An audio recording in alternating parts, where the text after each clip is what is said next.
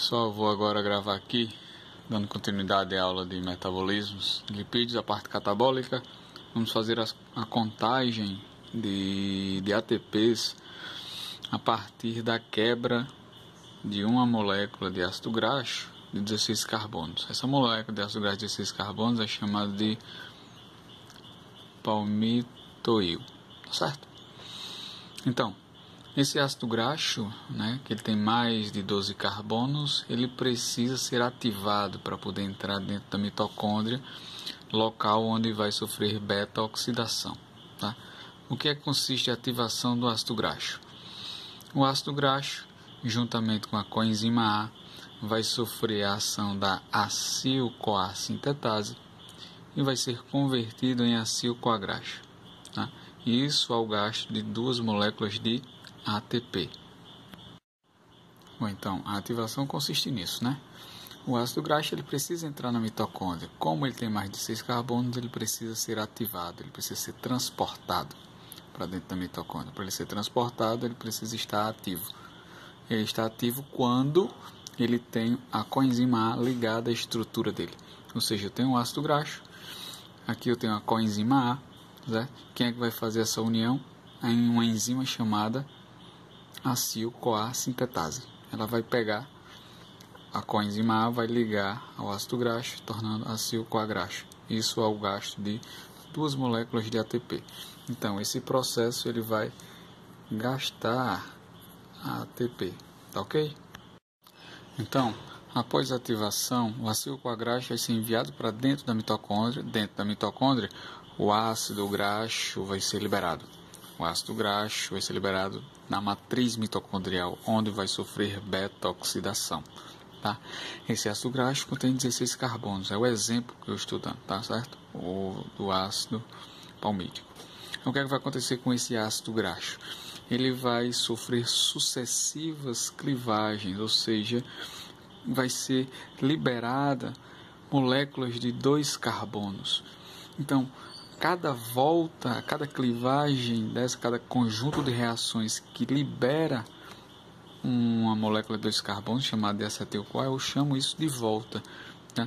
Ou seja, a cada volta é liberado uma molécula de acetil-CoA. Uma volta, terceira volta, mais uma molécula de acetil-CoA, acetil-CoA, acetil-CoA, acetil-CoA, acetil-CoA. Tá ok? Então, cada volta vai ser liberada, certo? Uma molécula de 2 carbonos chamada acetil-CoA. Então, uma molécula de 16 carbonos vai liberar 8 moléculas de acetil-CoA, cada uma molécula dessa com 2 carbonos, obviamente, E a cada volta vai liberando um acetil-CoA. Uma volta, liberou acetil-CoA, outra volta, outra acetil-CoA. Uma volta, mais um, outra. Mas sendo que na final, na sétima volta, são liberadas 2 moléculas de 2 carbonos, 2 acetil-CoA. Beleza? Então, são gerados 2 acetil-CoA na beta-oxidação, e isso em 7 voltas, onde cada volta consiste em 4 etapas. A primeira etapa é chamada de desidrogenação. Essa etapa vai gerar uma molécula altamente energética chamada de FADH2. Tá? Segunda etapa de hidratação, vai entrar uma água na reação. Terceira etapa, desidrogenação, gerando mais uma molécula rica em energia chamada de... Então, recapitulando aqui, cada volta vai gerar uma molécula de FADH2, uma molécula de NADH na terceira etapa. Segunda etapa de hidratação, quarta etapa de clivagem, não gera moléculas energéticas, tá certo? Aceptores de elétrons. Tá ok? Beleza. Então, aqui, cada acetil... Essa é a beta-oxidação. São gerados, a cada volta, moléculas de FADH2 e NADH. Tá? Mas esses 8 acetil-CoA, eles são direcionados para o ciclo de Krebs. Certo? Ciclo de Krebs. Esse ciclo de Krebs vai começar com a entrada de uma molécula de acetil-CoA se ligando a uma molécula de 4 carbonos chamada oxalacetato para formar o ácido cítrico. Tá? Esse ciclo do ácido cítrico vai girar e vai produzir algumas moléculas. Tá? Então, com a entrada de um acetil-CoA, esse ciclo vai girar uma vez, tá certo? E a cada giro completo, cada um conjunto de 8 reações,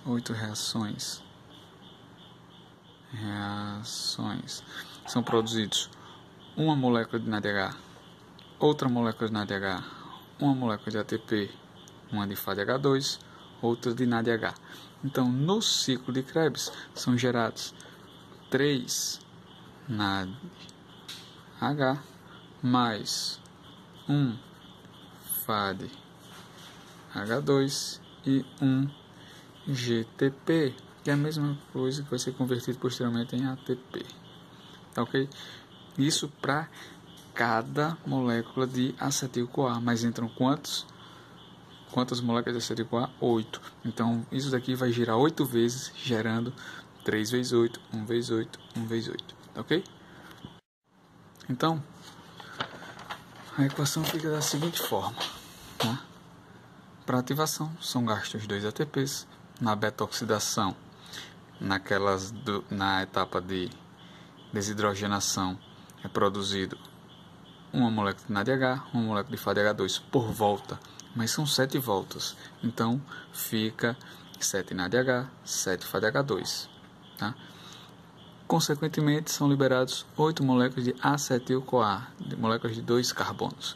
Cada molécula de acetil-CoA vai entrar no ciclo de Krebs. Então, por volta do ciclo de Krebs, tá certo? São produzidos 3 NADH, 1 FADH2, 1 ATP por acetil-CoA que entra, o ciclo vai girar uma vez. Mas entram quantos? 8, certo? Ou seja, fica 24 NADH, 8 FADH2 e 8 ATP. Beleza? Então, fica da seguinte forma. Na DH eu vou ter 31 NADH. 31 por quê? 24 produzidos no ciclo de Krebs, mais 7 produzidos na beta-oxidação, 31 na DH. 31 vezes 2,5. 2,5 é a quantidade de ATP por NADH, certo? De ATP por NADH. Ou seja, 77 ATP são gerados aqui. Né? FADH2, eu tenho 7 FADH2 aqui, mais 8 aqui, 15 FADH2 vezes 1,5, porque 1,5 é a quantidade de ATPs produzidos por FADH2, ou seja, 15 vezes 1,5, 22,5. E ATP eu tenho quantos? 8 ATPs produzidos no ciclo de Krebs, nenhum ATP produzido na beta-oxidação. 8 vezes 1 ATP, 8 ATPs. Então, saldo total, 108 ATPs. 108 ATPs, tá? Se a questão falar, por exemplo, qual o saldo energético a partir de um ácido graxo de 16 carbonos, por exemplo, o saldo vai ser 108 menos 2 ATPs, né? Mas se falar, por exemplo, de um acil-CoA-graxo de 16 carbonos, se já é acil-CoA-graxo, então ele já está ativo, né? Não passa por essa etapa aqui. Mas de qualquer forma, nunca vai ter, particularmente eu nunca vi, não vou fazer isso, de fazer uma questão tendo os dados bem parecidos, né? Então você tem que saber isso daqui. O que é que eu posso fazer? Dei a quantidade de ATPs produzidos a partir do catabolismo de um ácido graxo de 30 carbonos, de 80 carbonos. Tá entendendo?